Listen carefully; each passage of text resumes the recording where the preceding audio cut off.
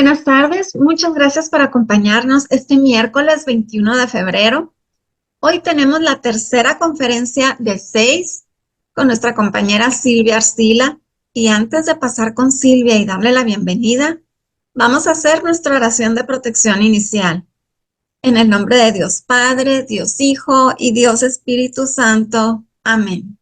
Te pedimos, Señor, que selles y protejas con el poder de la sangre de Jesucristo nuestro Señor, mi consciente, inconsciente, subconsciente.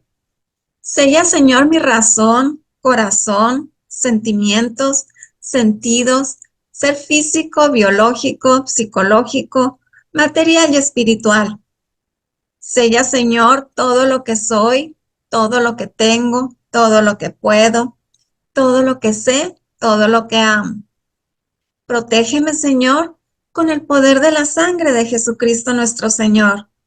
Sella, Señor, mi pasado, mi presente, mi futuro.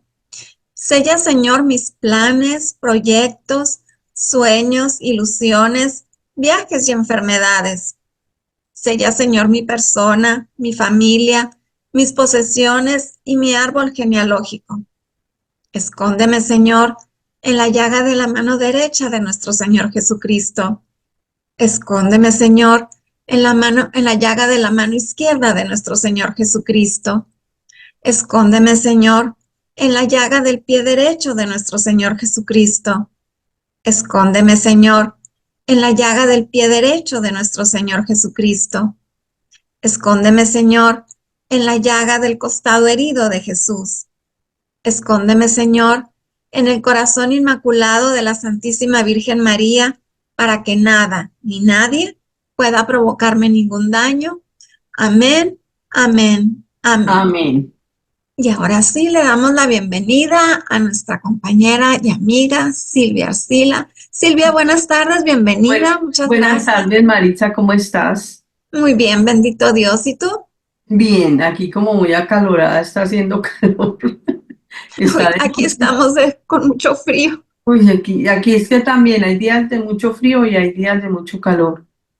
Bueno, pero muy bien, gracias a Dios. Bendito Dios. Entonces, ya hoy culminamos lo que es esta parte de la misa.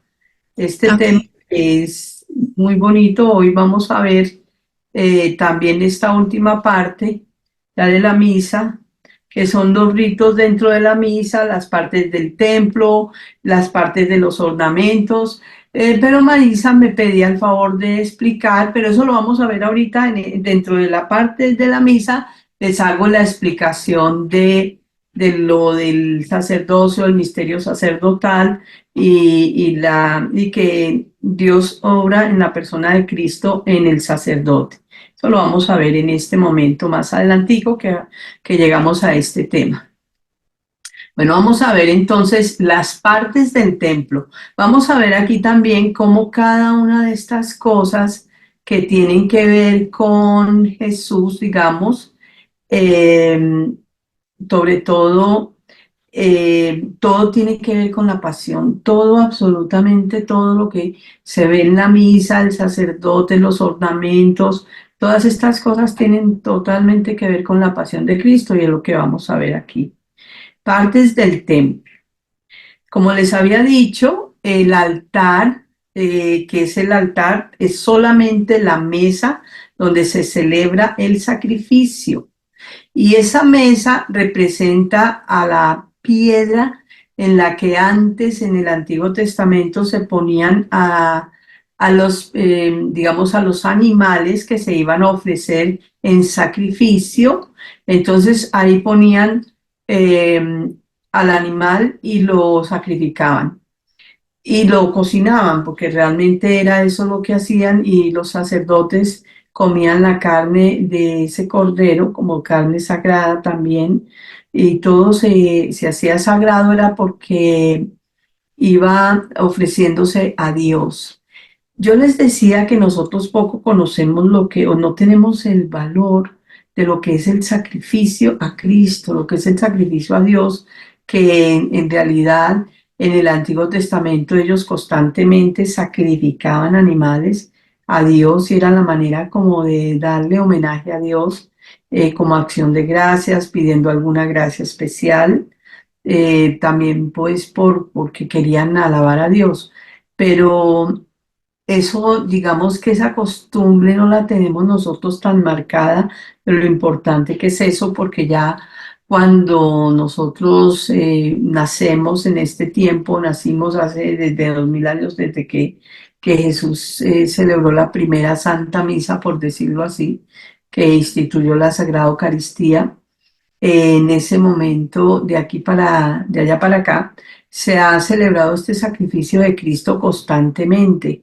Entonces, como que eso no lo hemos visto nosotros tan importante de lo que es el sacrificio, pero es constantemente es ofreciéndole a Dios por nosotros, por nuestros pecados, el Hijo ofreciéndose continuamente al Padre y derramando su sangre y derramando, sufriendo de una manera muy tremenda porque derramó toda su sangre y se ofreció al Padre. Bueno, entonces dice, el altar representa los dos aspectos de un mismo misterio.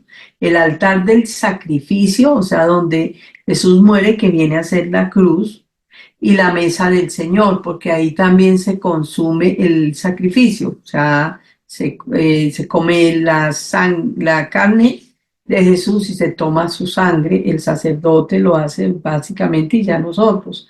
Es como si fuera la mesa donde también se consume ese sacrificio. Entonces, como la víctima ofrecida y como alimento celestial que se nos da, o sea, es un mismo, el altar del sacrificio como la víctima ofrecida y la mesa del Señor como el alimento celestial que se nos da. El altar representa el cuerpo de Cristo y el cuerpo de Cristo está sobre el altar. O sea, el altar es la cruz, el altar es Cristo, o sea, representa también su cuerpo y el altar también es la cruz. Entonces, es todo esto que se ve el altar, lo que representa el altar en la Santa Misa.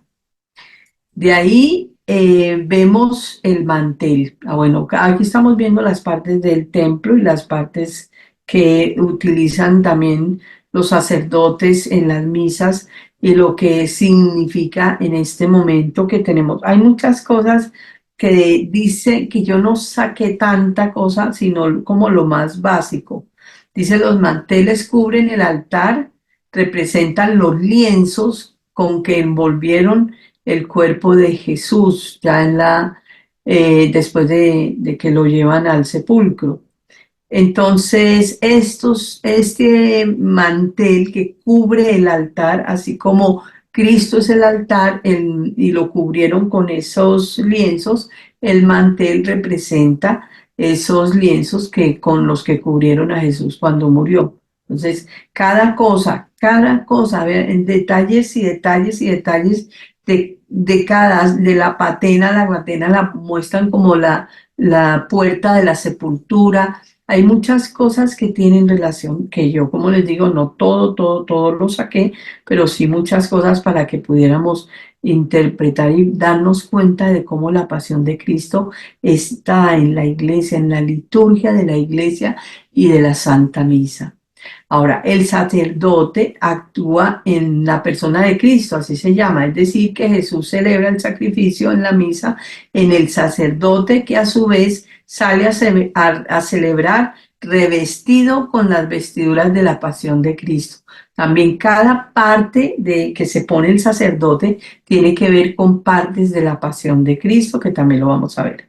Entonces aquí les voy a aclarar lo que Marisa me pidió, que les aclarara que yo había dicho que aunque el sacerdote está en pecado mortal, de todas maneras, sí, el sacerdote actúa en la persona de Cristo. Esto quiere decir que Jesús está en el sacerdote. No importa si el sacerdote está en pecado mortal. Quiero decir, al decir no importa, es que de todas maneras Jesús es fiel y cumple la promesa. Además, la orden sacerdotal, que es un misterio, es un sacramento, es indeleble, o sea, cuando el sacerdote lo ordenan, le queda una marca indeleble que nunca se le borra. y que siempre, siempre ya queda marcado como sacerdote de por vida, aunque no celebre, aunque se salga, él lleva una marca indeleble como nosotros tenemos la marca indeleble por el bautismo. Entonces, lo que quise decir con esto no es que Dios no le importe que el sacerdote esté en pecado. A él sí le importa y no quiere que nosotros pequemos. Por eso les decía que en ese sacerdote Jesús, mientras celebra la misa, vive la pasión en el sacerdote, porque está sufriendo, porque el sacerdote está en pecado, pero aún así él está en el sacerdote. Eso fue lo que quise decir, que no importa que el sacerdote esté en pecado, de todas maneras actúa en la persona de Cristo, es decir, que Jesús está en el sacerdote.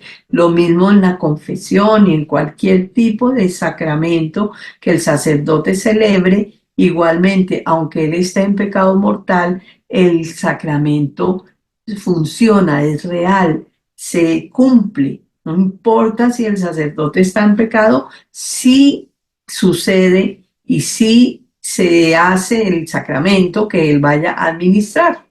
Eso es lo que les quería decir, que no impide, más bien no importa la palabra, sino que no impide el que el sacerdote esté en pecado para que los sacramentos se hagan realidad en nosotros cuando los recibimos, siempre y cuando el sacerdote sea un sacerdote verdadero y esté ordenado por la iglesia como sacerdote. Es que la palabra es no impide, no importa, sino que no impide y no impide, aunque el sacerdote esté en pecado, que actúe en la persona de Cristo, o sea, que Jesús esté en el sacerdote cuando él celebra la misa o cuando celebra uno de los sacramentos.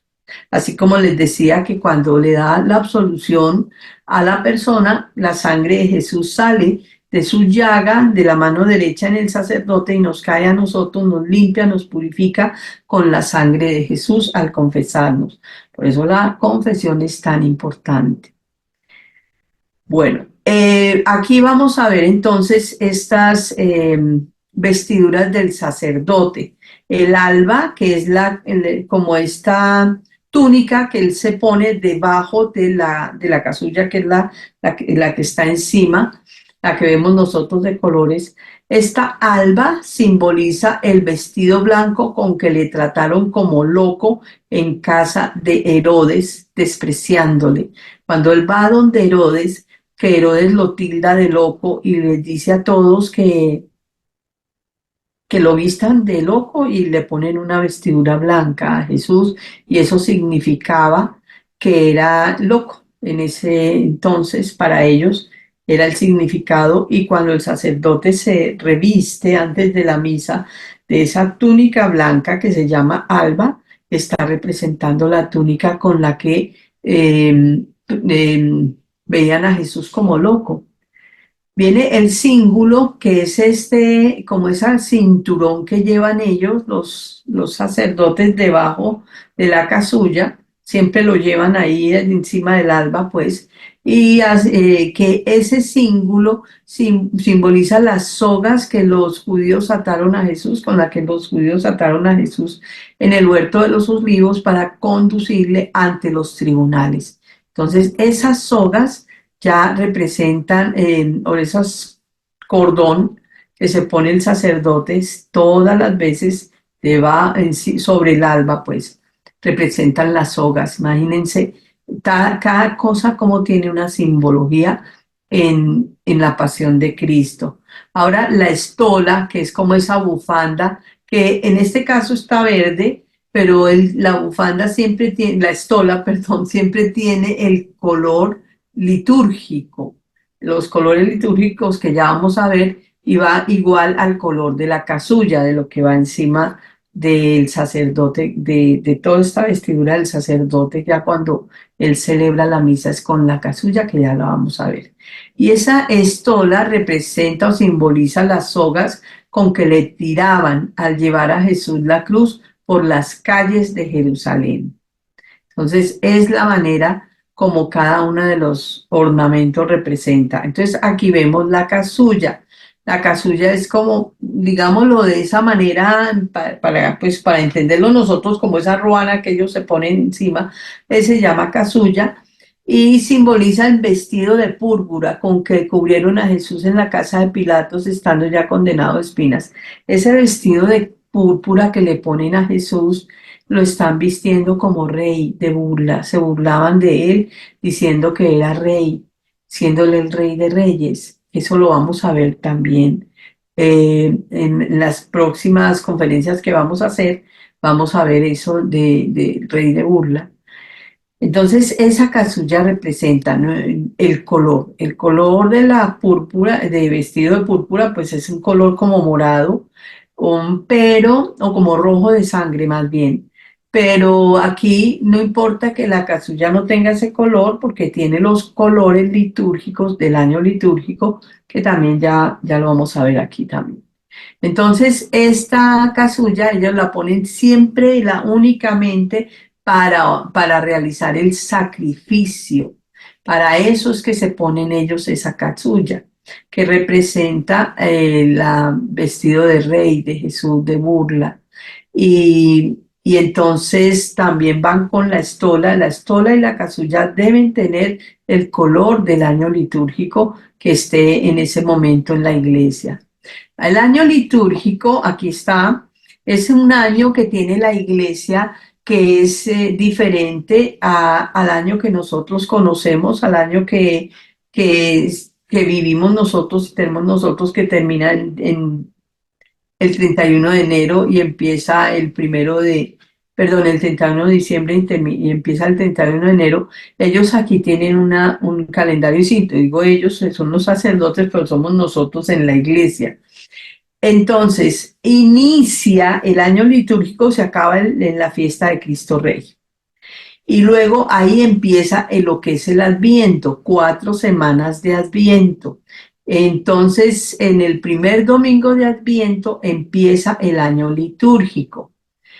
Ese año litúrgico, entonces, son 4 semanas de Adviento y es de color morado, como también la Cuaresma, que en este momento estamos en la Cuaresma. El color morado indica penitencia, oración, confesión, el perdón a Dios y perdón nosotros al prójimo. Perdón implica un tiempo de preparación, es ante todo un tiempo de preparación a una fecha muy importante que se viene. En el Adviento es el nacimiento de Jesús o la venida de todo un Dios a la tierra que se hace hombre. Y en la Cuaresma es de la pasión de Cristo, que murió y resucitó por nosotros. Entonces es un tiempo sobre todo de preparación. No es un tiempo común y corriente. El tiempo común y corriente se llama en la iglesia el tiempo ordinario y es el color verde. Entonces nosotros nos damos cuenta que el sacerdote tiene una túnica o una casulla color morada en este tiempo que estamos en Cuaresma, como también en el tiempo de Adviento.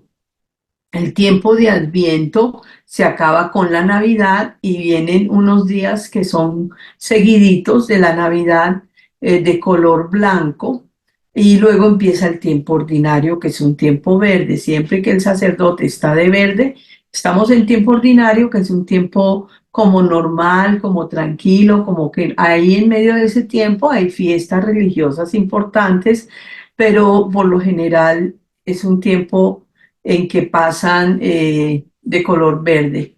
Luego viene otra vez la Cuaresma, que es, lo que les decía, morado. Y viene lo rojo. El rojo lo utilizan en el Domingo de Ramos, en el Viernes Santo y en Pentecostés. Ahí se utiliza el color rojo. El resto, en estos tiempos de Pascua, después de que Jesús resucita, empieza con blanco. La resurrección es con blanco, y de ahí en adelante son unos días de blanco que se llama la Pascua, después de que Jesús resucita. Son varias semanas hasta llegar hasta 40 días que Jesús asciende al cielo. Él estuvo 40 días en la tierra, entonces son 40 días de Pascua. Él asciende al cielo, la ascensión del Señor está en blanco y todavía un tiempo más de Pascua hasta que viene Pentecostés, una semana más. Y aparece Pentecostés, que es la venida del Espíritu Santo, que está en rojo también. De ahí está la fiesta de la Santísima Trinidad del Corpus Christi, que también se celebra en blanco. Entonces, esto es lo que es el año litúrgico y de ahí empieza muchas semanas, que son hasta 33 semanas, están marcadas en tiempo ordinario hasta la fiesta de Cristo Rey, donde se acaba el año litúrgico y vuelve a empezar. Es por eso que nosotros a veces vemos a los sacerdotes vestidos o revestidos de color morado, de color verde, blanco, rojo. A veces hay sacerdotes que celebran días especiales de la Virgen y se ponen un color azul en su casulla. Eso también es dándole a la Virgen un homenaje, también lo pueden hacer. Está permitido que en las fiestas de la Virgen ellos utilicen una casulla color azul.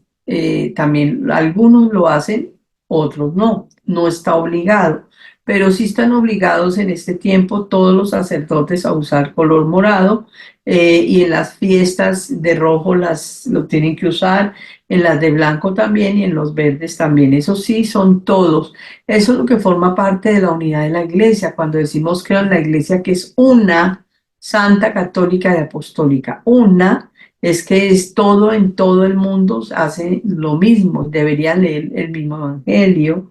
Eso es lo que es la unidad de la iglesia. Entonces, todos los sacerdotes de todas partes del mundo tienen que usar estos colores litúrgicos. Bueno, viene lo que es ritos y partes de la misa, el sacrificio de Cristo, la pasión de Jesús dentro de la misa. En la primera parte, que es la liturgia de la palabra, que es todo lo que empieza la misa hasta que se leen el evangelio, las epístolas, el evangelio y la homilía, todo eso forma parte de la liturgia de la palabra. En esa parte todavía no empiezan de forma la pasión, aunque hay algunas cosas y hay otras cosas de la vida de Jesús. La pasión empieza sobre todo en la parte de la liturgia del sacrificio, que es ya cuando él empieza el ofertorio. Entonces eso es lo que vamos a ver aquí. Primero vamos a ver al Jesús como sacerdote, víctima y altar. Entonces aquí pues vemos al sacerdote obrando en la persona de Cristo, así es como se llama cuando que el sacerdote obra en la persona de Cristo, representa a Cristo, pero realmente Jesús está en el sacerdote celebrando la Santa Misa. Y eso es importante para nosotros, la Santa Misa, para ver al sacerdote, recordarlo y ver a Jesús en el sacerdote. Ahora, ya con la divina voluntad, Jesús nos enseña a nosotros a que todo lo hagamos y lo llamemos a Él a orar en nosotros. Jesús empieza a vivir en nosotros y a hacer todo en nosotros. Eso ya lo vamos a ver cuando veamos las tres columnas, vamos a ver muchas cosas interesantes sobre la transformación del alma en Jesús. Pero en realidad Él nos enseña a nosotros a hacerlo todo, todo llamándolo para que sea Él en nosotros. Y esto es la idea de que nosotros también, cuando vamos a hacer oración y cuando vamos a participar de la Santa Misa, llamemos a Jesús para que sea Él en nosotros el que hace esa celebración en nosotros, participe, para que Jesús sea todo en todas las cosas, como dice, creo que es San Pablo el que dice eso, que Jesús sea todo en todas las cosas. Es que yo a veces digo San Pablo, San Juan, en realidad es San Pablo. Entonces, dice, el alma transformada en Jesús asiste a la misa. Y vamos a ver aquí cosas interesantes de cómo podemos aprovechar la misa de una manera más profunda, más completa, que le llegue a mucha gente, si queremos. Entonces, Jesús celebra el sacrificio en el sacerdote. Jesús es la víctima que se ofrece y Jesús es el altar. Él actúa como sacerdote, víctima y altar en cada santa misa. Entonces es por eso que es importante que sea Jesús el que sea todo en la misa. Luego dice que quiere que todos los hombres, que todos participemos en la asamblea, seamos Jesús para que Él sea todo en todas las cosas, como les decía hace un ratico, que Él sea Jesús, entonces quiere que todos los que participamos en la misa, así van a ser las misas en el reino realmente, Jesús en todos. Bueno, vamos a ver, la agonía de Jesús, empieza la Santa Misa, viene la agonía de Jesús en el huerto. Dice también, yo no lo puse acá, pero dice que el canto de entrada, que es cuando el sacerdote va entrando, hace como una procesión de la puerta al altar, representa a Jesús acercándose al Monte de los Olivos con los apóstoles. Yo les decía que estas cosas que van a ver acá, las saqué sobre todo del santo San Pedro Julián de Aymar, que es un santo de la Eucaristía, es el apóstol de la Eucaristía, que toda su vida vivió en función de la Eucaristía y por eso Dios ha sido como con los santos, que le revela a ellos por hacer tanta oración, sacrificios, por entregarse todo el tiempo a Dios.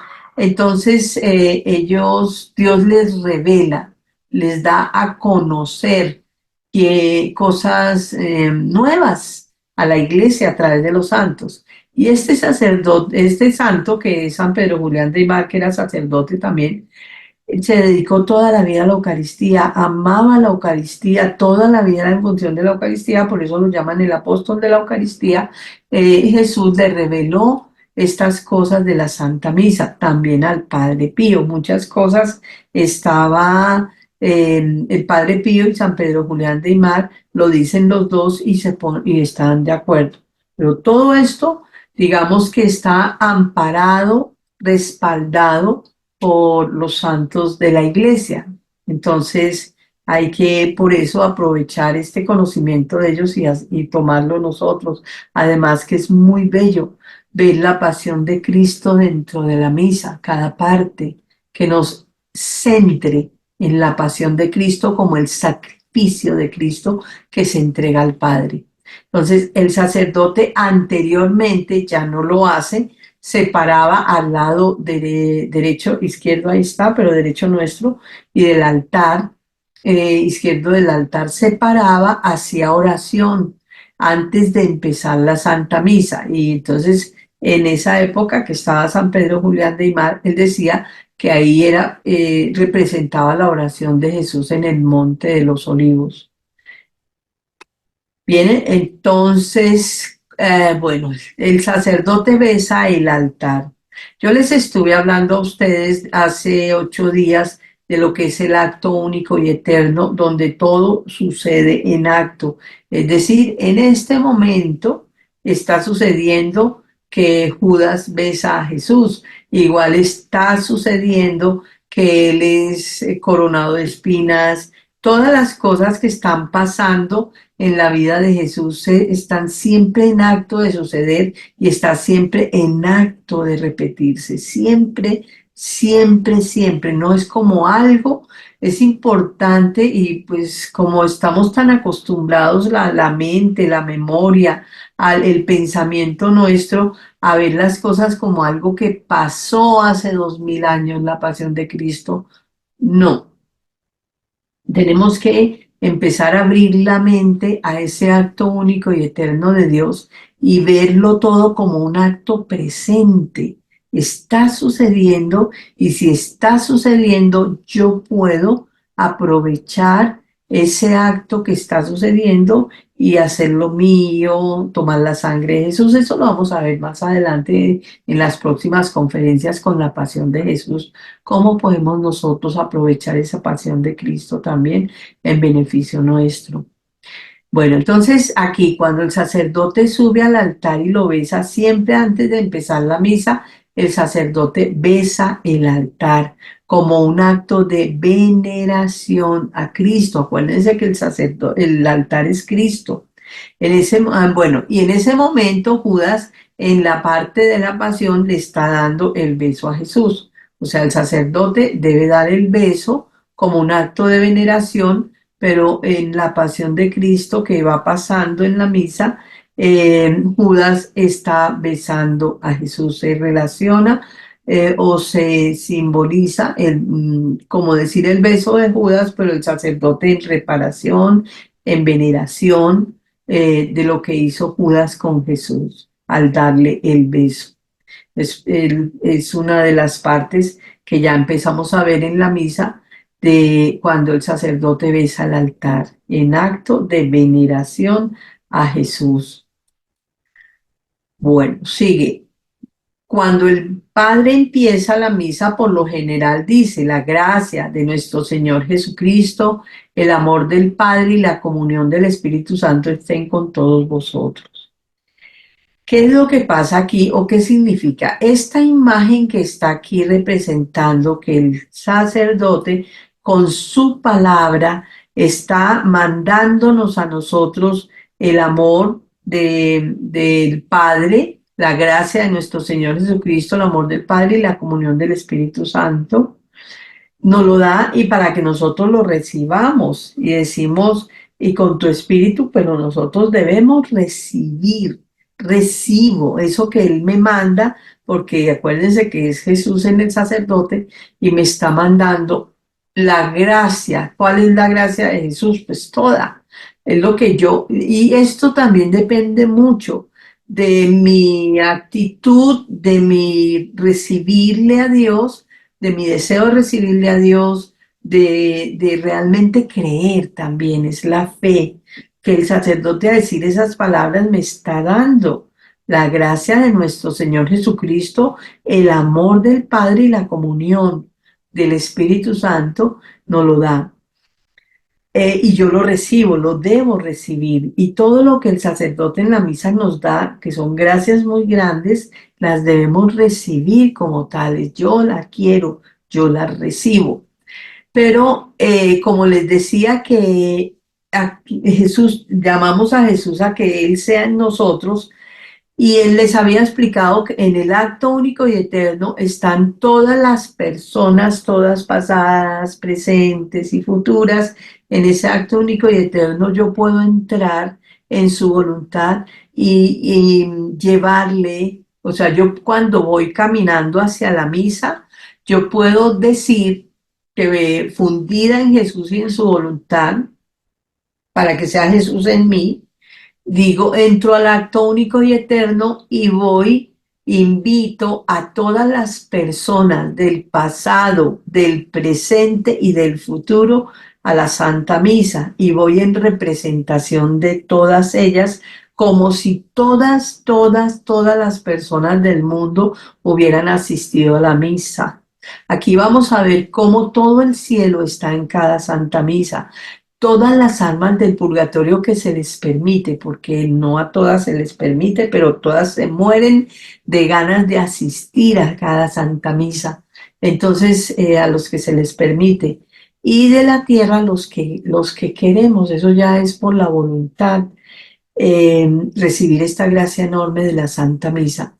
Pero entonces nosotros, para darle gloria a Dios, podemos llevar a todas las personas a la Santa Misa y para que Dios derrame en ellas la gracia que se derrama en cada Santa Misa. Entonces, por eso podemos decirlo nosotros: vengo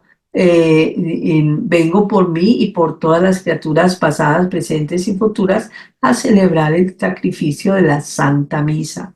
Es un acto que podemos hacer nosotros. Estas oraciones, Jesús nos enseña en la divina voluntad que nosotros ya se vuelve una oración universal, ya no es una oración particular, sino una oración universal donde todo lo que yo hago lo puedo hacer por todas las personas pasadas, presentes y futuras. Siempre, todo. Yo reparo por todos, pasado, presente y futuro. Estoy reparando, estoy ofreciendo al Padre todo pido la gracia para todos, pasado, presente y futuro. No importa, no importa que ya hayan muerto las personas del pasado, pero como Dios sabía que yo iba a hacer este ofrecimiento, cuando ellas vivieron, les derramó la gracia a ellas en su momento. Eso lo hace Dios porque lo puede hacer. También nosotros podemos llevar a nuestra mamá, ofrecer la misa por ella, por ellas y llevar a uno de manera especial a la mamá en ese momento. Por mi mamá la traigo a misa, a todas las misas que yo voy, no importa si está viva, si está muerta, igualmente a ella la beneficia. Lo puedo hacer en el acto único y eterno. Lo puedo hacer, puedo ir por mi mamá y llevarla a la misa, por todas las personas que uno quiera, como si ellos asistieran a misa con nosotros. Y el valor de la misa, de recibir la misa, les llega a ellos como una gracia especial por haber estado en esa misa, aunque no hayan estado porque yo las llevé. Eso lo enseña Jesús. No exactamente así lo dice en un escrito, pero enseña muchas maneras en que nosotros sí podemos hacer muchas cosas por las personas, entonces lo aprovechamos también en la Santa Misa. Bueno, entonces aquí dice, o sea, y toda la misa, todas las oraciones, todos los ritos, todo lo que es la misa, nosotros debemos estar conscientes que hemos llevado a todas las personas del pasado, del presente y del futuro.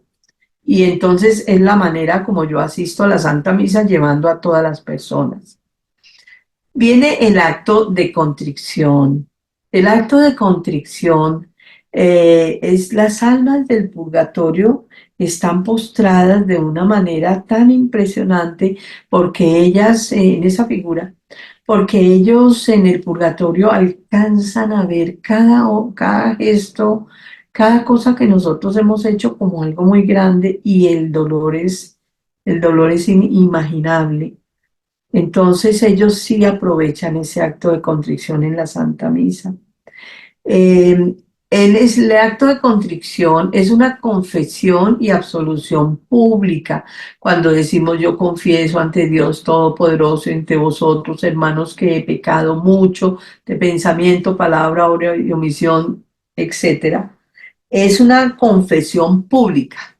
Y el sacerdote, cuando dice este sacrificio, cuando él dice, el Señor Todopoderoso tenga misericordia de vosotros, perdone vuestros pecados y os lleve a la vida eterna, está dando una absolución pública.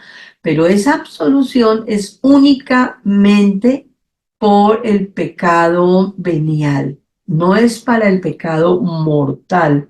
Esto lo hace la iglesia y lo hace Dios para limpiar nuestra alma de aquellos pequeños o pecados veniales, pecados involuntarios, pecados que hayamos cometido que no son mortales, como les decía, porque los mortales matan el alma.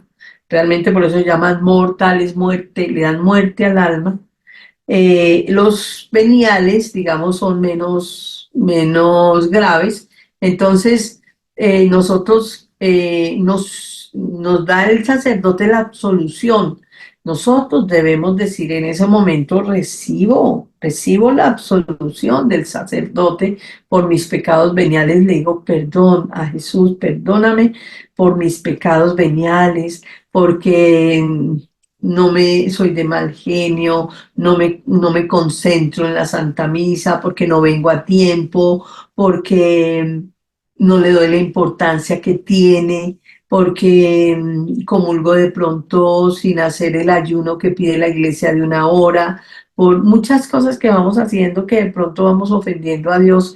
Entonces, en ese momento podemos decir, recibo, que siempre que nos confesamos debemos decirle a Jesús, recibo tu perdón, entonces recibo tu perdón por mis pecados veniales. Y me doy la bendición cuando el sacerdote dice, el Señor Dios Todopoderoso tenga misericordia de vosotros, perdone vuestros pecados y os lleve a la vida eterna. Y nosotros decimos amén En ese momento yo digo, recibo tu perdón. Y ya le he dicho, perdóname, perdóname por mis ofensas, antes de que el sacerdote dé esa absolución pública. Bueno, el yo pecador. Aquí también, bueno, tengo esa imagen en donde yo tomo los pecados. Esas son oraciones también que uno lo puede hacer en la divina voluntad. Las oraciones en la divina voluntad, como les decía, se vuelven universales, que acogen pasado, presente y futuro a todo el mundo. Yo puedo en ese momento hacer esa oración, tomo los pecados de todos los hombres y le pido perdón a Dios por estos pecados. Eso hay que hacerlo muy rápido y mentalmente, o poner la intención, porque en ese momento eh, es muy rápido, la misa pasa muy rápido. Yo alcancé a sacar un folletico pequeño, lo vendía, ya por ahí tengo muy poquitos. Pero era muy pequeño, era un manualito en la mano donde estaban todas estas partes y le decía a la gente, háganlo antes de entrar a misa para que poniendo la intención, cuando llegue el momento solo ponen la intención de que así sea, porque no alcanza uno a hacer tanta cosa. Pero la idea es que uno tome el perdón fundida en ti y en tu voluntad, tomo el dolor, el pecado de todos los hombres para ofrecértelos a ti, ofrecerte el perdón. No es ofrecer el pecado de la gente, sino que por ellos pido perdón y acepto tu perdón. Es más bien eso, ofrezco el dolor que la gente no ha tenido por ofenderte. Eso es lo que podemos hacer nosotros y digo el yo pecador en nombre de todas las personas, también como un acto de reparación por los que no se arrepienten, por los que no piden perdón a Dios, por los que no les importa. Nosotros lo podemos hacer en nombre de todos, todas las criaturas. Yo te pido perdón. Entonces yo hago el yo pecador a nombre de todas las personas. Yo pecador me confieso ante Dios Todopoderoso, pero estamos hablando también de los pecados veniales porque es lo mismo, ¿no?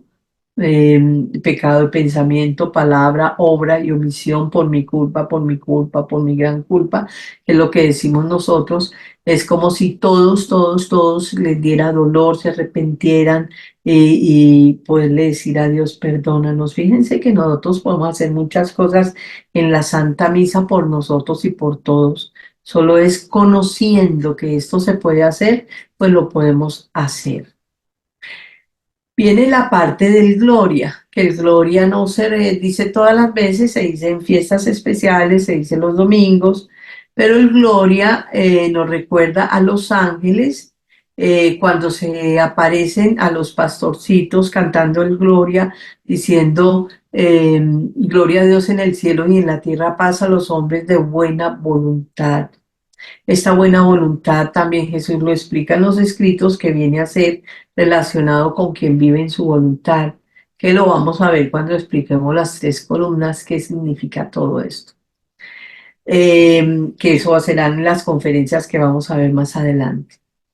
El Gloria nos recuerda entonces el gozo de los ángeles y de los pastores al nacer Cristo, dice San Pedro Julián de Imar. Resistamos el gloria en reparación de todos los vacíos de gloria que se le deben a Dios desde el pecado original. Acuérdense que nosotros decimos gloria al Padre, al Hijo y al Espíritu Santo, como era en el principio, ahora y siempre, por los siglos de los siglos. Amén. Ese principio era cuando Adán y Eva le daban gloria perfecta a Dios antes del pecado original. Cuando ellos pecan, el hombre deja de darle esa gloria perfecta a Dios y esa gloria quedó ahí, hay que dársela. Cuando vino Jesús, Él la tomó por todos nosotros y la ofreció al Padre. Le enseñó, María lo hacía, María Santísima cuando estuvo en la tierra, le enseña a Luisa y nos enseña a nosotros también a darle a Dios gloria por todas las criaturas pasadas, presentes, futuras. Entonces en el momento en que recitamos el gloria lo podemos hacer por todas las personas. Por eso les decía que esa imagen nos sirve para toda la misa, hacer todas las oraciones en nombre de todos, pasado, presente y futuro. Y recitamos el Gloria para darle gloria a Dios por haber venido a la tierra, por haberse hecho hombre, por estar aquí entre nosotros. Algo muy hermoso que es que Dios se haya hecho hombre para venir por nosotros. Viene la liturgia, bueno, la liturgia de la palabra podemos decir que empieza aquí porque son las epístolas, pero es toda la parte de inicio de la misa hasta la homilía. En esta primera parte en esta parte de la liturgia de la palabra, que es cuando se leen las lecturas, entonces las lecturas o las epístolas son del Antiguo Testamento, de las cartas de los apóstoles, de todo lo que es fuera de lo que es el Evangelio, que es cuando vino Jesús a la tierra. Entonces, es de las personas, de los profetas, de los apóstoles cuando es entre ellos. En cambio, el Evangelio es de la palabra que dijo Jesús y son cuatro evangelistas, Juan, Mateo, Marcos y Lucas. Solamente de ellos se lee el Evangelio, los demás son epístolas, que es el resto. Hay una parte también del año litúrgico importante y es que el año litúrgico en los que vamos a misa diaria, en un año, todas las lecturas de la Biblia se leen en el año, entre semana, los que vamos diariamente, y los que van solo los domingos, dura 3 años para leer toda la Biblia. Todas las Sagradas Escrituras se leen en la Santa Misa, durante las epístolas y el Evangelio. Entonces, bueno, esta parte de la epístola representa a San, a San Juan el Bautista. A Juan el Bautista. ¿Por qué a Juan el Bautista? Porque es el precursor de Cristo. Y en las epístolas es como los precursores de la palabra de Dios, que es la palabra de Jesús, del Evangelio. Entonces, por eso el Evangelio lo vimos de pie, porque es la palabra de Dios. Las epístolas son las palabras de los apóstoles, de los profetas. Entonces, no es necesario leerlas o escucharlas de pie, pero el Evangelio sí. Entonces aquí simboliza es la predicación de Juan Bautista en lo que son las epístolas. Viene ahora lo que es el Evangelio, pero el Evangelio, como es la palabra de Dios, es Jesús mismo que se da como alimento, es como si al leer el sacerdote el Evangelio salieran de él hostias que entran en los oídos de quien lo escucha con atención y recibe su palabra para ponerla en práctica. A ver, nosotros estamos acostumbrados a recibir la Eucaristía en la boca, eh, pero realmente la palabra de Dios, que también es Jesús y es alimento, para nosotros un alimento celestial que es Jesús, entra por los ojos y por los oídos. Por los ojos cuando la leemos y por los oídos cuando la escuchamos. Y entonces, de esa manera entra Jesús en nosotros, o sea, no es solamente como alimento, sino también entra por los ojos y por los oídos. Debemos tener también la misma actitud de recibir a Jesús en la Eucaristía, como se recibe la palabra, como se recibe la Eucaristía, recibir la palabra. Y Jesús le dice a no, aquí es el Santo Padre, eh, este Padre tan lindo, el Santo Padre que tuvimos, San Juan, Juan Pablo II, santo ya también por la Iglesia, beatificado, santificado, pues. Este santo decía que dijo en una carta apostólica, yo tuve en mi mano la carta apostólica donde él decía, así, dice que se los dije también la vez pasada, que sí, cuando Dios dice, este es mi cuerpo, esta es mi sangre, sí, claro que se refiere a la Eucaristía, pero en realidad se refería a su palabra, dice Juan Pablo II, y decía que era tan grave que no le pusiéramos atención a la palabra de Cristo en la Eucaristía y en el Evangelio o en las Sagradas Escrituras, que no le pusiéramos atención porque era como si se cayera una hostia al piso, era lo mismo, lo decía San Juan Pablo II. en una carta apostólica. A mí me impactó mucho porque como yo estaba estudiando esto de la Santa Misa, encontrar eso de la palabra de Dios fue muy bonito porque complementa perfectamente todo esto de los alimentos de Jesús, que Él es tan Jesús en la Eucaristía como en la palabra.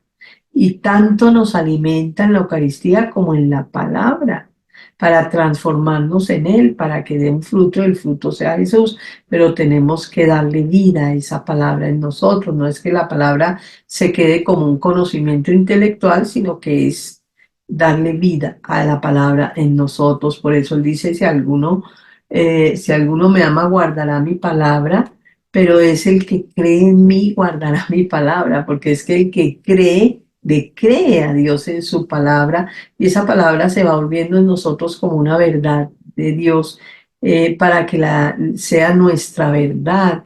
Como si nosotros esta palabra de Dios la vamos leyendo, meditando, contemplando y hacerla propia, y creo en ella y la quiero, la palabra de Dios, y la trato de ejecutar en mí, entonces yo me vuelvo esa verdad, es decir, esa verdad ya forma parte de mi verdad y de lo que yo soy. Es la manera como yo logro que esa palabra entre en mí y dé fruto, y el fruto sea el fruto de la palabra que escucho, de la palabra de Dios, que es Jesús. Como veíamos la vez pasada con la parábola del sembrador. Bueno, el credo. El credo es sí. El catecismo, y fíjense lo bonito de la iglesia, que es muy, todo se empata, ¿no? Dice, la fe es la respuesta del hombre a Dios que se revela. Eso es una descripción de lo que es la fe en el catecismo de la Iglesia Católica, que es en el numeral 26. Dice que la fe es la respuesta del hombre a Dios que se revela. Dios se acaba de revelar en el Evangelio, y la respuesta del hombre a Dios es la fe. Es decir, la fe debe ser la respuesta a toda la verdad que escuchamos. Va creciendo en nosotros la fe, nos vamos reafirmando en la fe, vamos teniendo mayor y mayor fe. O sea, nosotros por primera vez recibimos la fe en el bautismo. Es una gracia que recibe todo bautizado, la fe. Pero esa fe hay que alimentarla, hay que hacerla crecer en nosotros, y se hace a través de la revelación de Cristo, del conocimiento de Dios. Y entonces, de todas maneras, como respuesta a ese conocimiento de Dios, va creciendo en nosotros la fe. Pero en nosotros, en la iglesia, después de oír la palabra de Dios, recitamos el credo, dándole a Dios una respuesta de fe a esa revelación que nos ha dado. Es como se ve en la Santa Misa. Al recitar el credo podemos reparar por todos aquellos que no creen en Dios, como decirle a Dios, mira, es algo así para que nos entendamos en estas oraciones de reparación, como un papá y una mamá que tienen muchos hijos, y unos hijos son muy necios, desobedientes, no hacen caso, y hay unos poquitos, porque son más poquitos los buenos, que hacen lo que los papás quieren. Entonces ellos dicen, bueno, como mis hermanos no lo hacen, lo vamos a hacer nosotros por ellos. Y entonces hacen el trabajo de todos, como si ellos todos hubieran trabajado, pero en realidad fueron los pocos que quieren agradar a los papás. Nosotros podemos hacer eso.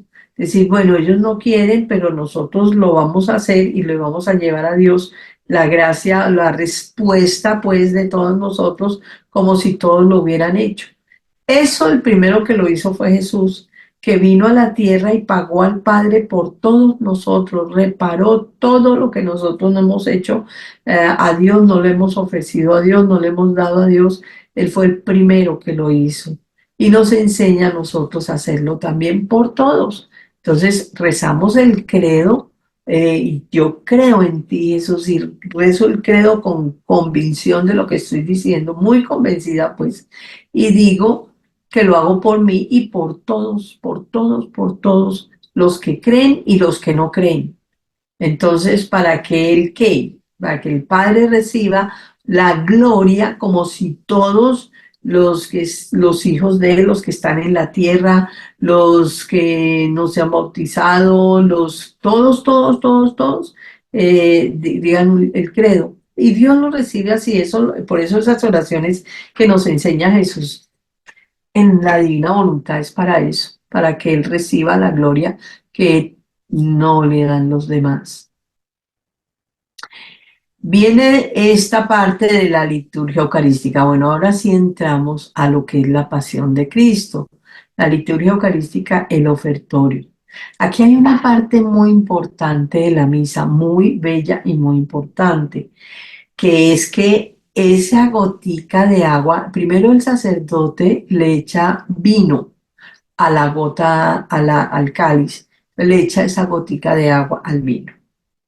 Esa gota de agua representa a toda la humanidad, todos nosotros, todos, pasado, presente y futuro, están en esa gota y estamos ofreciendo nuestro sacrificio, uniendo nuestro sacrificio.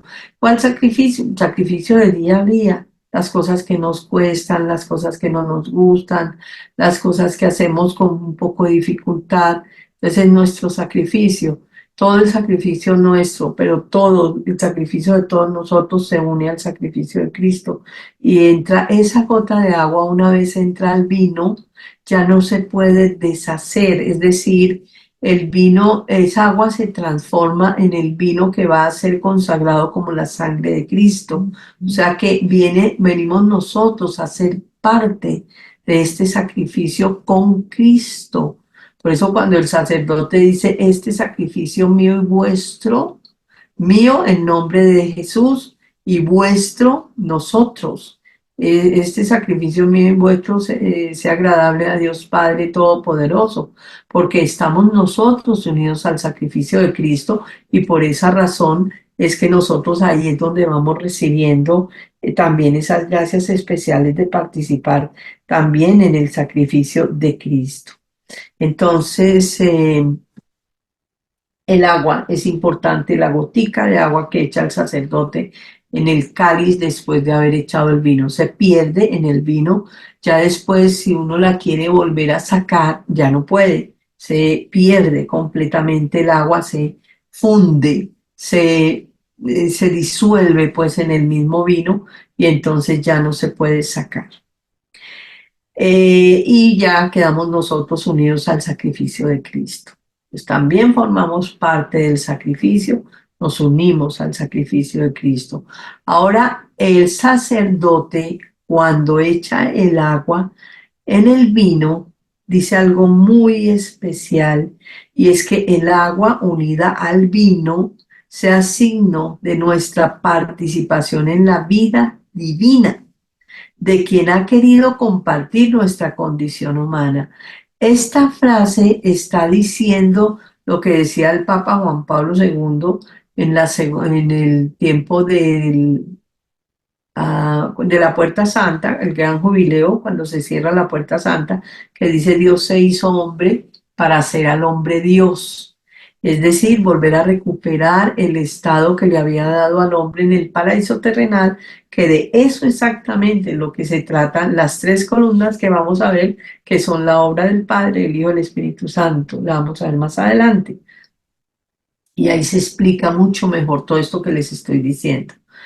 Esta parte es muy importante, esa frase del sacerdote que dice el agua unida al vino. Siempre que el sacerdote está echando la gota de agua, dice eso, esta agua unida al vino no sea signo de nuestra participación en la vida divina, o sea que Él se hace hombre para elevarnos a nosotros a la misma santidad de Él, obviamente en la capacidad que nosotros podemos recibir, que es lo que vemos cuando yo explique esas tres columnas. Vamos a ver estas cosas de una manera más detallada y más clara, que podemos entender lo que es la participación de la vida divina en nosotros, qué significa y cómo lo podemos vivir, y también que Él se hizo hombre para eso. Si no se hubiera hecho hombre Jesús, no podríamos tener estas gracias tan grandes y maravillosas que las recibimos a través de Jesús.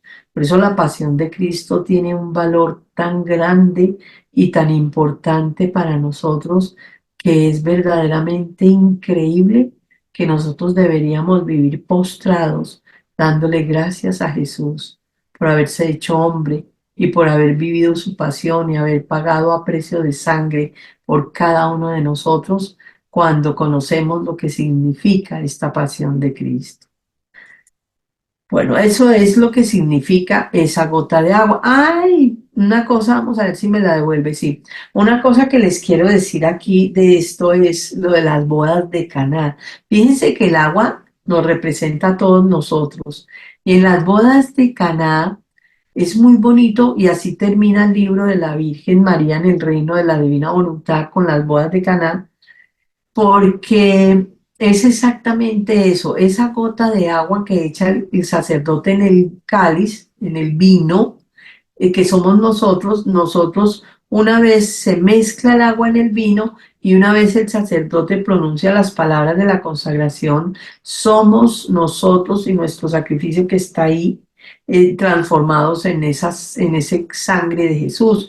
Y ahí es donde nosotros recuperamos esa condición divina, esa condición de Jesús, transformados en Jesús también.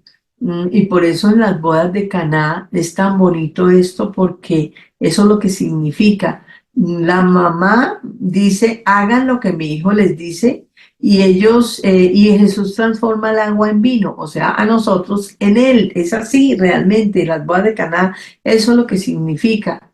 Y por eso hagan lo que mi hijo les dice. Y el libro de la Virgen termina diciendo exactamente eso, que hagan la voluntad de Dios, hagan lo que mi hijo les dice y serán transformados en Jesús, que es lo que significa las bodas de Caná, y nosotros somos como el agua y él es el vino. Entonces él transformó el agua en vino, y aquí el agua se une al vino y después resultaba esta agua que somos nosotros, transformados en esta sangre de Jesús.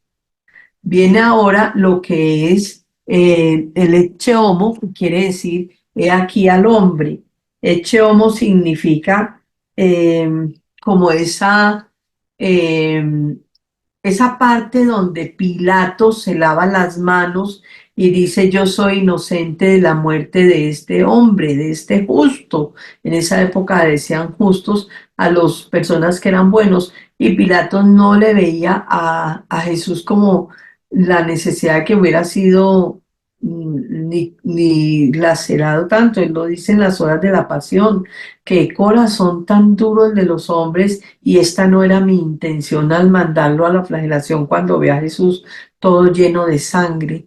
Entonces, él quiere liberarlo y salvarlo, pero el pueblo de Israel no lo deja, los judíos no lo dejan salvar a Jesús. Entonces él se lava las manos y dice, yo soy inocente de la sangre de este justo. Ya está Jesús cuando él dice, eche homo, he aquí al hombre, y lo muestra completamente llagado, lleno de sangre. La descripción de Luisa en las horas de la pasión de Jesús es tremenda, tremenda, muy dolorosa, como él dice, ya no tiene figura de hombre, sus llagas están de las carnes tan abiertas que se le ven los huesos, le apretaban las manos con las sogas y le hacían que de los dedos brotara sangre, una cosa impresionante. Entonces, ese momento en que el sacerdote se lava las manos, está el momento de la pasión, en la pasión de Cristo, de que este Pilato se está lavando las manos para no decir, yo no soy el culpable de la muerte de este justo, se lava las manos. Luego esto dice el sacerdote después del ofertorio, porque después ahí es donde es el ofertorio, se le entrega el pan y el vino, ya casi que eso no se hace como un rito, pero está, casi siempre está ya en el altar, al ladito, pero la idea es que le lleven al sacerdote el pan y el vino como una ofrenda.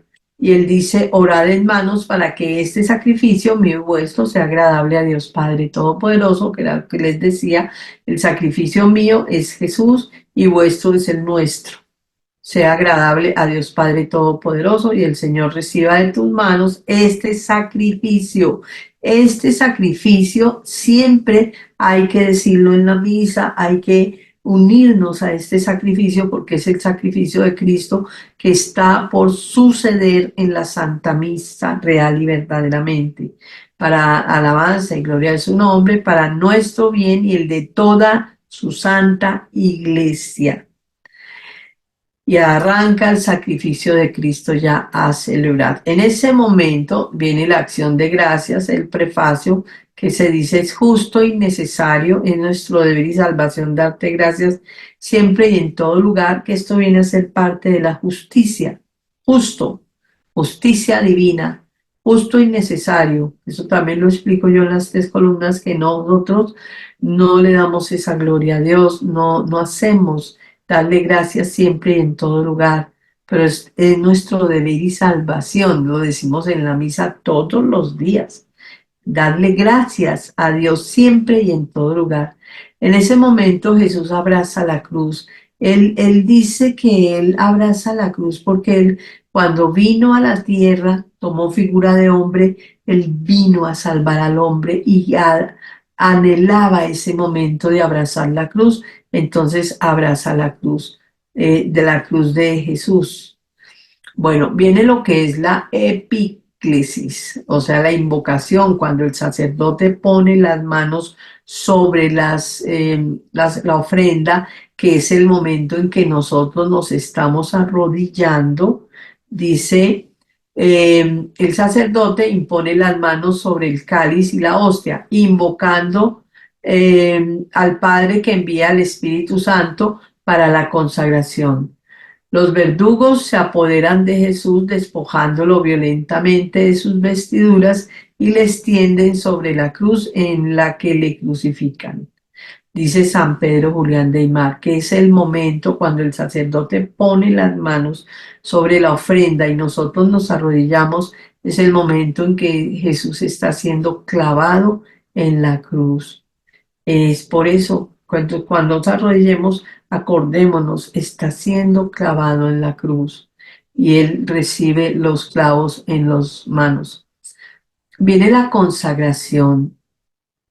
Aquí quiero que miren esta imagen que aparece en esta parte. Está sobre el altar, como el altar es la cruz, y sobre la cruz está Jesús como una víctima. Está sufriendo, ya está crucificado. Y el sacerdote que está ahí ofrece, y con el sacerdote está Jesús. Realmente Jesús está dentro del sacerdote ofreciendo la víctima al Padre. Es muy importante esto, que nosotros vayamos viendo estas imágenes, meditando en ellas, porque eso está sucediendo en cada santa misa. Dice, por la consagración se realiza su transustanciación. Entonces miramos qué es la transustanciación.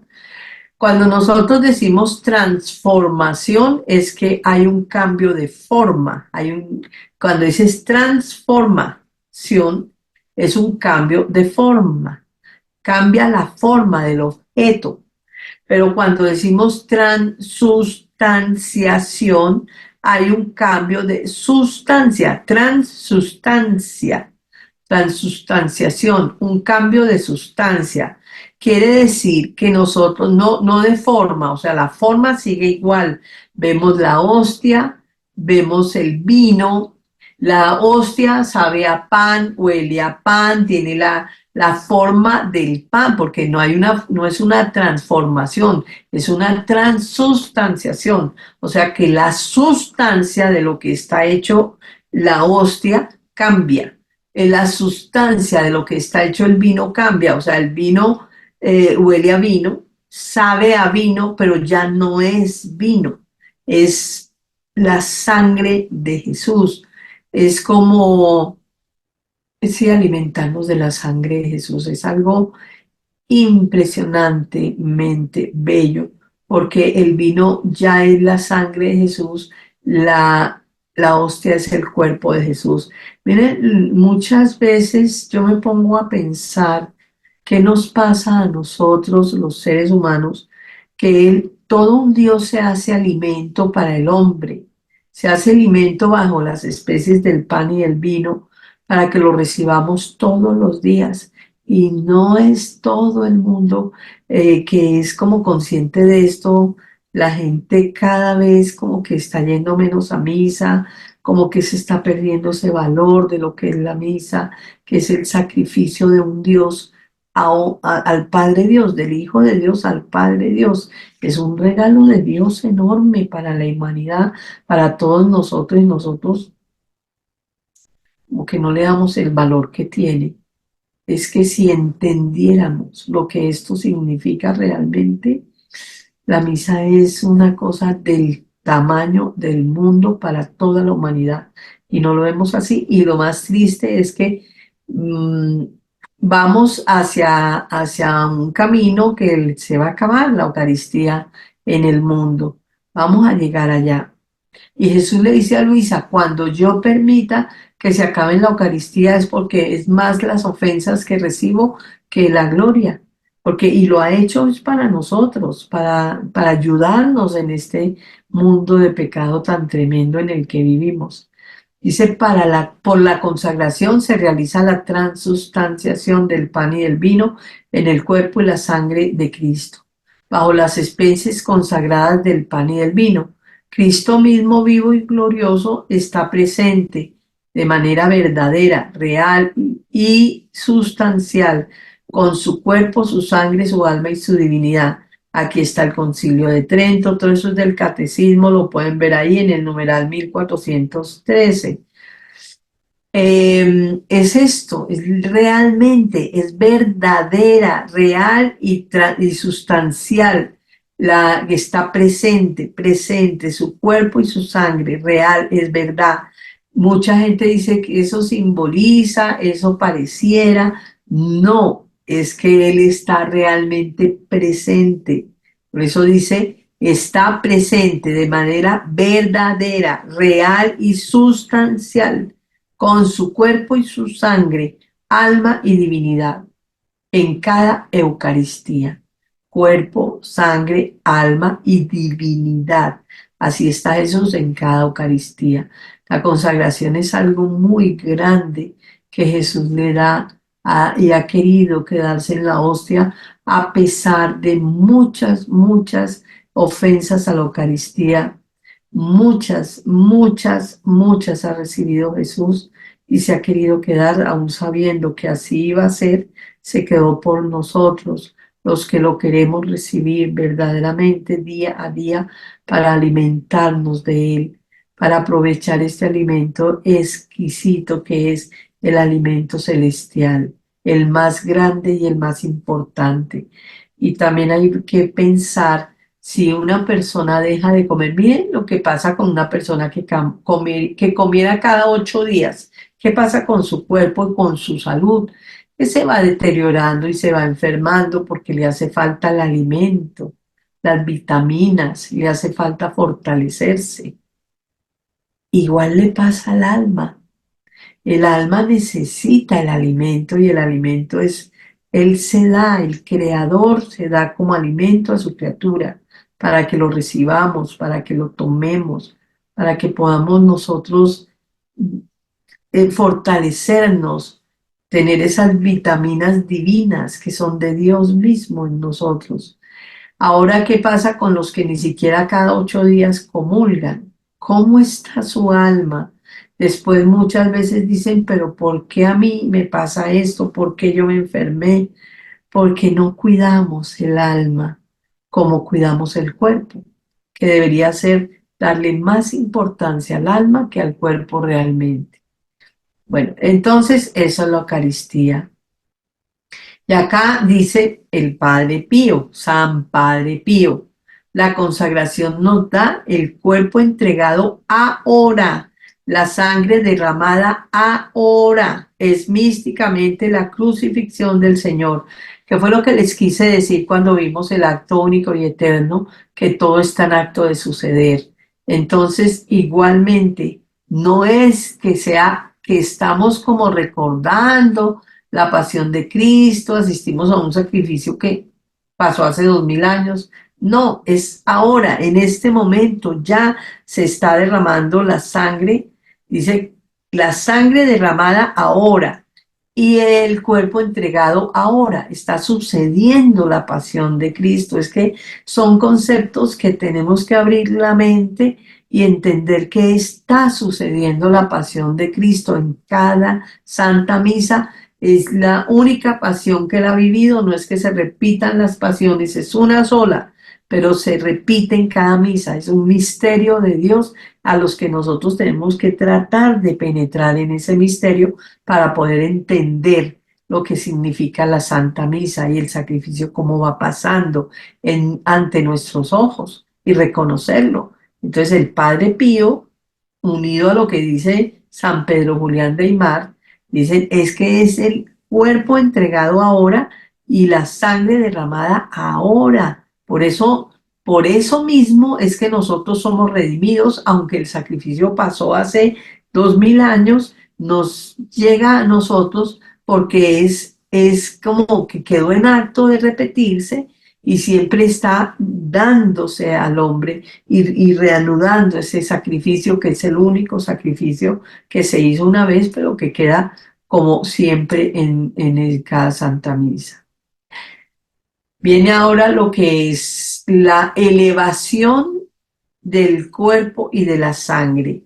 Cuando el sacerdote levanta la hostia, al alzar la hostia consagrada representa el momento en que la cruz es levantada y el cuerpo de Jesús es fuertemente sacudido. Es el momento en que levantan la cruz y la ponen en ese agujero, en ese hueco, y él cae. Esa caída le dolió mucho a Jesús porque imagínense sostenido de clavos en las manos y en los pies, solamente los clavos lo sostenían todo el cuerpo y lo tiran o entra esa cruz a ese hueco. Entonces es en ese momento que está haciendo el sacerdote la elevación, lo están elevando para ponerlo en el hueco donde queda la cruz. Y al levantar el cáliz, dice, arroyos de sangre emanan de sus llagas.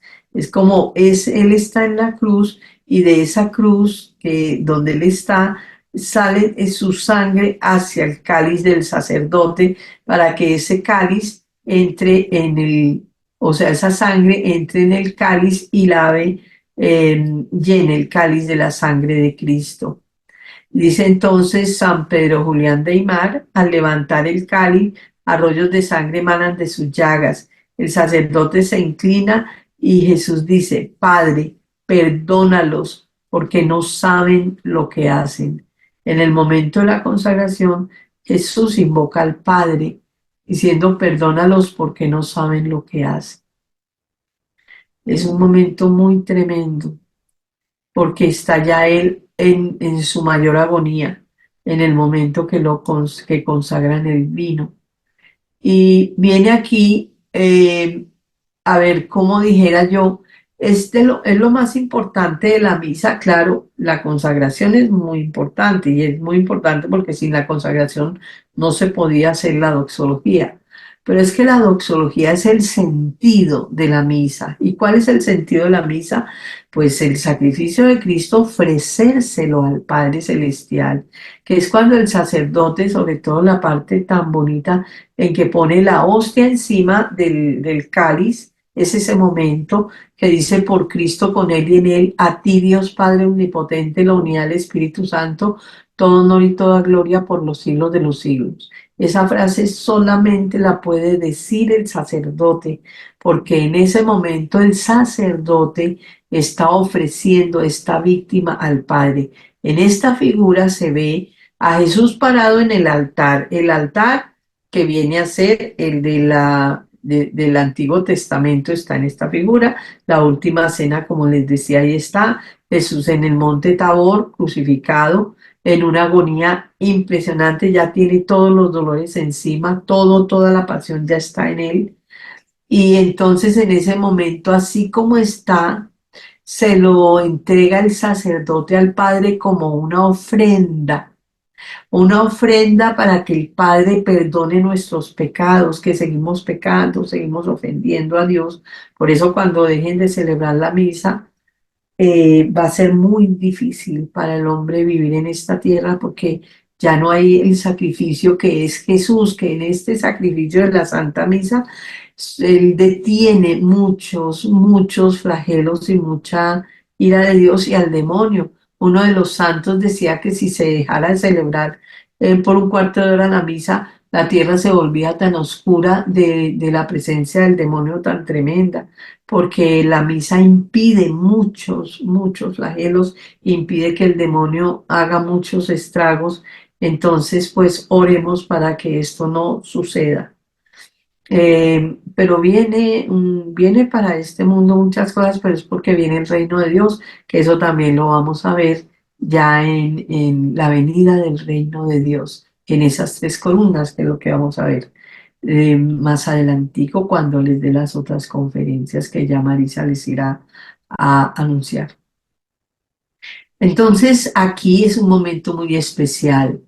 Es el momento más especial de toda la misa porque digamos que es el sentido de la misa. ¿Cuál es el sentido del sacrificio? Que se le ofrezca a Dios este sacrificio de la víctima llagada, hecha a pedazos como estaba Jesús en sus carnes, y se le entregue al Padre como una ofrenda, como un sacrificio, como de expiación por los pecados nuestros, para pagarle al Padre todo lo que hacemos nosotros mal hecho, que ofensas a Dios tremendas. Entonces es el sacrificio de Cristo al Padre. Y el sacerdote entonces actúa en la persona de Cristo ofreciéndole al Padre, o sea, Jesús ofrece a Jesús al Padre porque es víctima, sacerdote, víctima y altar. Entonces está sobre el altar ofreciendo él como sacerdote, ofreciendo la víctima que es Jesús. Sacerdote, víctima y altar, ofreciéndose al Padre.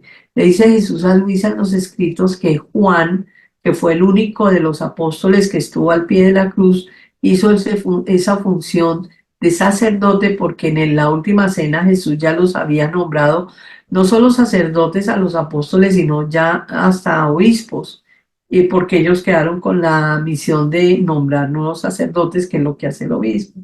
Entonces San Juan está ahí al lado de la cruz como el papel del sacerdote que ofrece la víctima al Padre, ofreciendo a Jesús en la cruz al Padre, porque el sacerdote tenía que estar presente en la pasión de Cristo.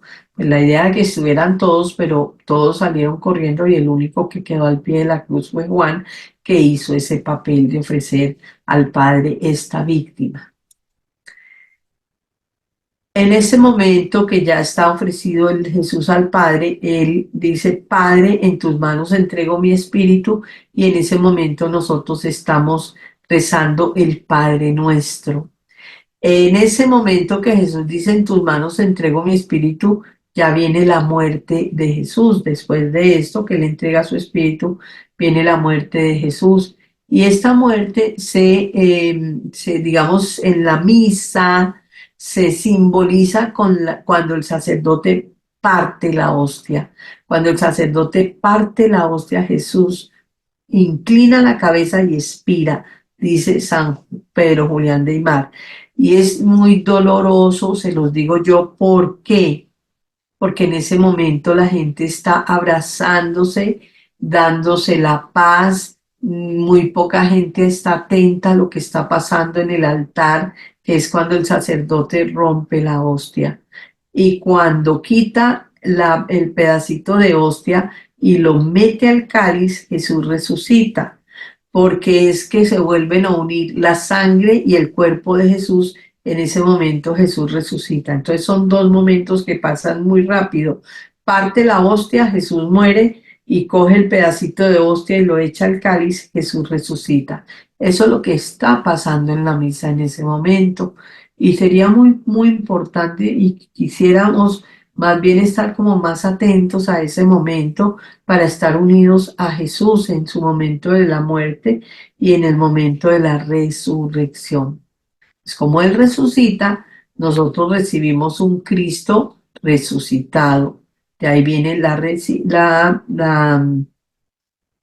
comunión. Recibimos a Cristo resucitado, es decir, que recibimos a Cristo vivo. El sacramento de la Eucaristía no es solo su vida que reciben las almas, sino es la misma vida que se da a ellas. La vida es Jesús, nos da la vida. Por eso les decía que el no comulgar o comulgar cada 8 días es poco, realmente es poco, porque es la vida del alma. Es la misma vida que se da a ellas y cada comunión sirve para hacer crecer mi vida. Dice Jesús, Jesús lo está diciendo en el volumen 18, lectura 11 de los escritos de la Divina Voluntad. El sacramento de la Eucaristía no es solo su vida que reciben las almas, sino que es la misma vida que se da a ellas. Y cada comunión sirve para hacer crecer mi vida, para desarrollarla de modo de poder decir, yo soy otro Cristo. Por eso les decía el sacramento de la Eucaristía, el fruto propio de la Eucaristía es transformarnos en aquel que recibimos. Y aquí está diciendo Jesús que esa comunión sirve para hacer crecer mi vida en nosotros, para desarrollarla de modo de poder decir yo soy otro Cristo. Entonces, es importante recibir la Eucaristía con el deseo de ser transformados en Jesús, de recibir el fruto propio, el fruto completo de la Eucaristía. Y viene la bendición del sacerdote, ya cuando marca a los fieles con la cruz como signo distintivo, a la vez como escudo protector contra la astucia del maligno, dice San Pío de Pietrelcina, lo que significa la confesión. Salimos alegres dándole gracias a Dios por habernos dado sus 3 alimentos, la palabra de Dios, la Eucaristía y la voluntad de Dios, que los 3 alimentos se dan en la Santa Misa. En el momento de la bendición, entonces se acaba la Santa Misa y también se acaba en este momento aquí esta conferencia. ¿Listo, Marisa? Listo, y aquí en este momento se acaba la conferencia, me dio risa. ¿Por qué? No sé la forma, en este momento se acaba la conferencia. Está muy bonita la explicación de la misa, lástima que se terminó. Es que la misa es espectacular, es tremenda, muy bella y nosotros verdaderamente no la sabemos ni aprovechar. Sí es cierto, sí es cierto, porque sí vamos y sí. Bueno, voy a leer rápidamente, yo sé que no tienes tiempo de quedarte a respuestas, pero solo voy bueno, no sé si Denise gusta Sí, leer los comentarios que hay en YouTube. en Son YouTube, nada sí, más claro. Hay de Paola Evangelina Suárez. Dice, muy buena aclaración, hermana Silvia. El sacerdote celebra en persona Christi y el sacramento es eficaz ex opere operato, independientemente del estado del sacerdote. Buenas noches y bendiciones abundantes. Y ella misma dice que, hermana Silvia, ¿cómo conceptualizaría usted a la Santa Misa como una celebración o un sacrificio? Es decir, se trata de una fiesta o un sacrificio. Es el Monte sacrificio. Calvario. Uh-huh. Es el sacrificio de Cristo, pero se celebra el Así sacrificio. es. Así se llama, así se dice.